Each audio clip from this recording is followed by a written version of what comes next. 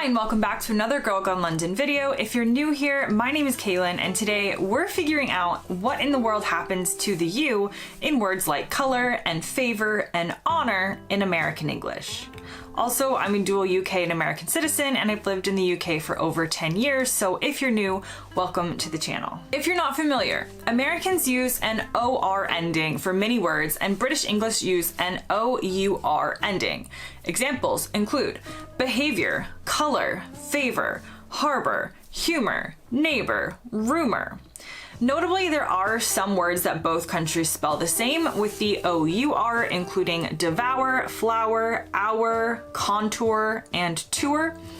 But if America was a British colony and has much of its origins in its connection to Britain, why did they scratch out all of the U's in many words and make such a change? To figure this one out, we need to understand that actually the first standardized methods of spelling and comprehensive collection of existing English words didn't come along until Samuel Johnson's dictionary in 1755. Before then, dictionaries really only existed to try and define difficult words or confusing concepts, not to name every word in the English language and its spelling. Johnson changed all of that, and we'll do a whole different video to celebrate him, but he essentially attempted to write down words as they were spelled at the time, and if there were multiple spellings that were used and understood, he got to choose, and he often chose to maintain the OUR ending. Noah Webster, on the other hand, an American, created a dictionary in 1828, preferring to use the OR suffix.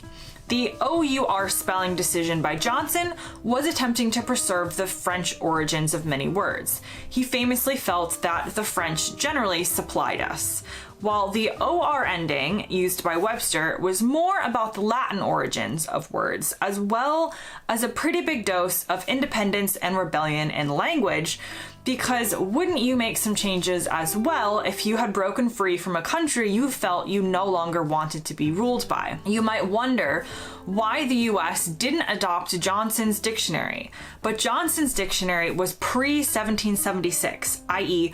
pre-American War of Independence. While changing the spelling to spite the British wasn't the entire picture, a lot of it had to do with Webster's attempts to modernize the language and actually spell things in a way that he and others felt would make more sense. Obviously, a sense of American nationalism also played a role.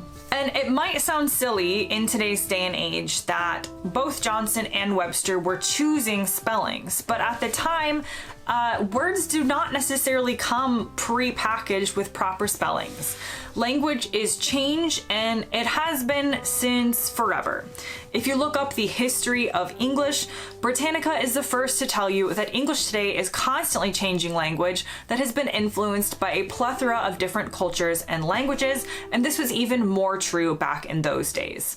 In fact, Shakespeare himself used both the OR and OUR endings in his earlier plays, and you can't deny that he is as English as they come. There were plenty of other words, however, that Noah Webster proposed to change the spelling of in America that didn't take.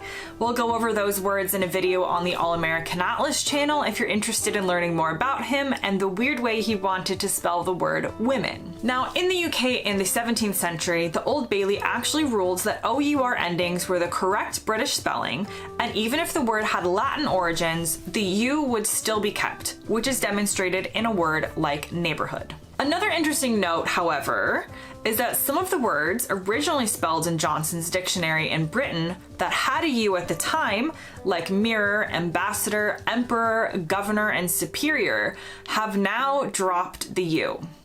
There's also an interesting use of the word honor in the UK, as it is traditionally spelled H-O-N-O-U-R, but there is still one place where you can find it as H-O-N-O-R, and that is Honor Oak, a district in London. Then in the US, you've got some instances where we can see the U being kept. For instance, in the word glamour, they keep the U, though glamour like this is considered an acceptable alternative spelling these days. But the reason the U didn't have to go on this one is that the origin is neither French nor Latin, so it didn't play by the same rules. Also, the space shuttle, known as Endeavour, is spelled with a U, despite being an American shuttle and Americans not spelling Endeavour this way. Why? because it was named after British Captain James Cook's ship, HMS Endeavour. Now that brings me to the end of today's video, a little bit of a shorter one today, but I was really interested in what happened to the U specifically, so now we have a little bit better of an idea. There are lots of language differences between the two countries that we will go over in time. If you have any suggestions on language related oddities that I can cover, leave them in the comments below, or if you can think of any interesting or quirky instances of the U being kept or not being kept in both countries, I'd love to hear it. Thanks so much for watching, and I'll see you next time.